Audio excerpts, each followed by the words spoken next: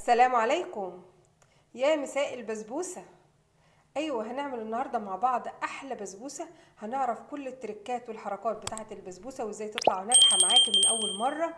فيلا بينا ندخل المطبخ بتاعنا ونشوف هنعمل البسبوسة ديت النهارده مع بعض ازاي. اول حاجه يا حبايب قلبي، مقادير البسبوسه بتاعت النهارده. انا معايا نص كيلو من السميد بتاع البسبوسه بما يعادل 3 كوبايات من المعيار ده، ومعايا كوبايه الا ربع من الحليب، كوبايه الا ربع من السمنه، ويكون نوع السمنه بتاعتك نوع كويس عشان هي اللي هتدي طعم حلو للبسبوسه، وكوبايه الا ربع من السكر، ومعايا معلقتين من جوز الهند انا بشراهم، يعني اديتهم فرمه ناعمه كده كمان في الكبه بتاعتي عشان انا عايزاهم يبقوا ناعمين شويه، ومعايا طبعا معلقتين عسل الجلوكوز، هيبقى معايا معلقتين من عسل الجلوكوز. هي دي هتبقى كل المكونات بتاعت الوصفه بتاعت النهارده. بس اهم حاجه في اختيارك لنوع السميد انا هوريك ازاي لازم تختاريه بعنايه، لان لو السميد معاكي نوعه مش كويس مش هيديكي البسبوسه الحلوه. اقولك ازاي تعرفي النوع الكويس من النوع اللي مش مظبوط. هوريك دلوقتي. بصي يا حبيبه قلبي، دلوقتي انا قلت ان دولت نص كيلو من السميد بمعادل انا عاملاه بالكوبايه المعياريه اللي انا عامله بها السكر واللبن والسمن نفس المقدار. فليه اعرفه ازاي النوع الكويس من النوع اللي مش كويس؟ انا امسك الحبه كده بايديا، تمام؟ شايفين؟ لو انا شلت ايديا ونضفتها ما لاقيش فيها دقيق، لو انا لقيت مكان ايدي دي فمعناته ايه؟ السميد بتاعي ده مخلوط، فمش هيديني نتيجه كويسه خالص للبسبوسه. فشوفوا انا لو نفضت ايديا كده، شفتم؟ مفيش فيها ايدي دقيق، حبيبات ما شاء الله مخرزه، مفيش فيها دقيق. اما لو ادتك ايدك عليها دقيق ثابت اثر، معناته ان هي مخلوط عليها دقيق. فدلوقتي نبدا مع بعض. دي اول حاجه لازم تعرفيها، ومعلومه كويسه جدا لازم تعرفيها عن البسبوسه، ان لازم تختار نوع السميد الكويس. دلوقتي بقى هنبدا للخطوه اللي بعد كده. نبدا بقى يا حبايب قلبي. اول حاجه هضيف اللبن، بسم الله. هضيف فيها السكر، وهضيف كمان السمن، واحط معاهم معلقتين من عسل الجلوكوز، بسم الله. لو انت مش عايزاها يعني يكون سكرها قوي، ما احط معلقه واحده. لو عايزه سكرها يعني زي ما انت دي تحليه بقى. بس اهم حاجه يعني ما عندكيش عسل الجلوكوز ما تقلقيش خالص. عندك اللي هو الشربات اللي هو بيبقى تقيل، حطي منه معلقتين. بعد يا حبايب قلبي ما ضفت كل مكوناتي على بعضها، ما تقلقيش خالص، انا عايزه ادوبهم كده كويس مع بعض، وبعد كده هرفعهم على النار. انا مش عايزاهم يسخنوا، انا عايزاهم بس يدفوا. شايفين السمنه بتاعتي؟ ده كده انا مجرد ما احطهم على النار السمن وعسل الجلوكوز كله هيفك مع بعضه. نرفعهم بقى على النار دلوقتي ونحرك فيهم لحد بس ما يدفوا. انا عايزاهم بس مجرد ما يدفوا ان انا هشيلهم من على النار. ودلوقتي يا حبايب قلبي انا حطيتهم على النار، شايفين اهو ما شاء الله. انا عايزاها تدفى بس. ومجرد يا حبايب قلبي ما كل مكونات اندمجت مع بعض بالشكل ده ودفيت، هو ده المطلوب. ان اللبن وعسل الجلوكوز والسكر عندي داب والسمن ما شاء الله كلهم اندمجوا كده كويس مع بعض ودفيهم، هو ده المطلوب. بعد كده نعمل الخطوه اللي بعد كده.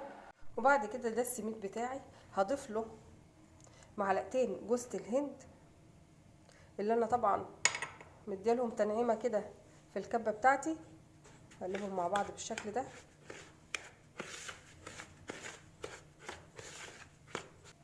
وبعد كده يا حبايب قلبي كل الخليط اللي انا حطيته على النار دفي، هنزل عليه بسم الله.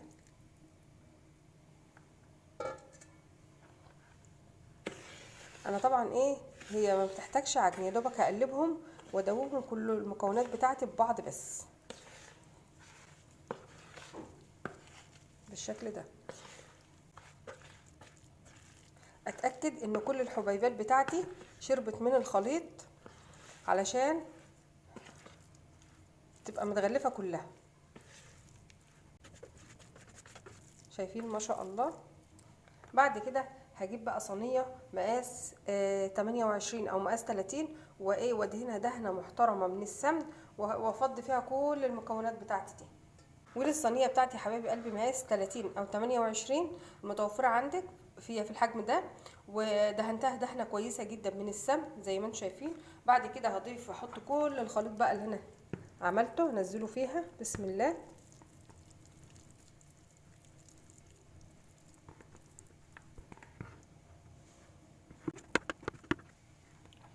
وبعد كده ابدا افرد فيها، وبعد كده ابدا بقى افرد البسبوسه بايدي كده. شايفين ما شاء الله. وبعد ما فردتها بالشكل الجميل ده، يجي بقى ايه دور الحلواني الشاطر ازاي يدقها كده، ايه يديلها كام طرقه كده حلوه محترمه على ايه على الرخامه بتاعته. اول حاجه ابدا بالاطراف بالشكل ده. طبعا يا حبايب قلبي بعد ما كلها بقت ما شاء الله زي ما انتم شايفين بالحجم الحلو ده وظبطتها، انا مولعه الفرن من اول ما بدات اشتغل فيها على درجه حراره 200. هحطها دلوقتي على في الرف الاوسط. هقلل درجه الحراره ل 180 علشان ايه ما تبقاش تاخد سوا كويس. ولما الاقيها خدت لون من تحت واللون بتاعها لو محتاجه من لون من فوق بشغل لها الشوايه واخد بالي منها واطلعها، وبعد كده نشوف هنطلع معانا شكلها عامل ازاي. فدلوقتي يا حبايب قلبي هدخلها الفرن. دلوقتي يا حبايب قلبي بعد ما دخلنا البسبوسه بتاعتنا الفرن، دلوقتي هبدا نعمل مع بعض الشربات في نفس الكسرولة. تمام. هضيف فيها كوبايتين من السكر، وهضيف لهم كوبايتين من الميه،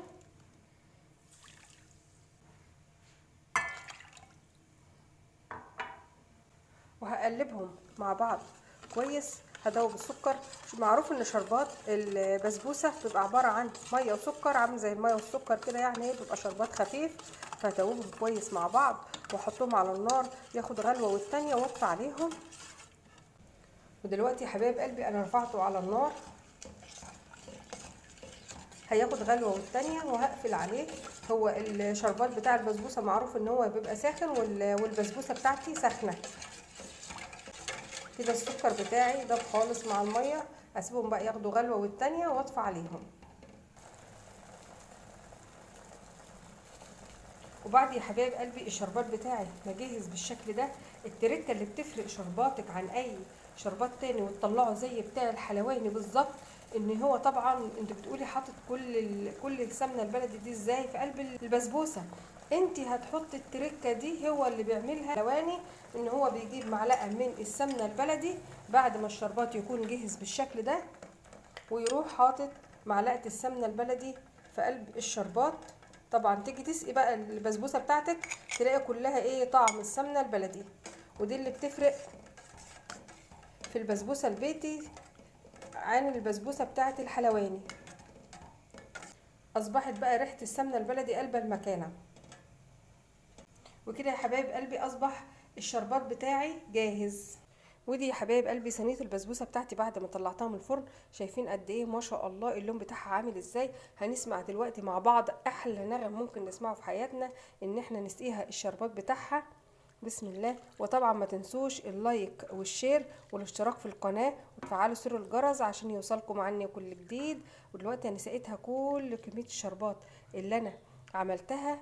هسيبها بقى دلوقتي من نجاح البسبوسه ان هي تشرب الشربات بتاعها كله كويس. اسيبها تشرب الشربات بتاعها وبعدين نرجع لها تاني واغطيها. اهم حاجه كمان ان انا اغطيها كمان، واثناء ما هي بتشرب الشربات بتاعها بالشكل ده هغطيها واسيبها تشرب الشربات بتاعها كويس، ونشوفها بعد كده هتبقى شكلها عامل معانا ازاي. ودي يا حبايب قلبي كانت البسبوسة بتاعتي النهاردة. شايفين الجمال وشايفين الحلاوة ما شاء الله تبارك الرحمن. شربت الشربات بتاعها كله وطرية جدا زي الزبدة تحت ايديا ما شاء الله على جمالها. بصوا بقى يعني ايه الطريقة احلى من الحلواني بكتير. فيا رب طريقة النهاردة تنال اعجابكم. وطبعا ما تنسونيش باللايك والشير والتعليقات بتاعتكم الجميلة. والسلام عليكم.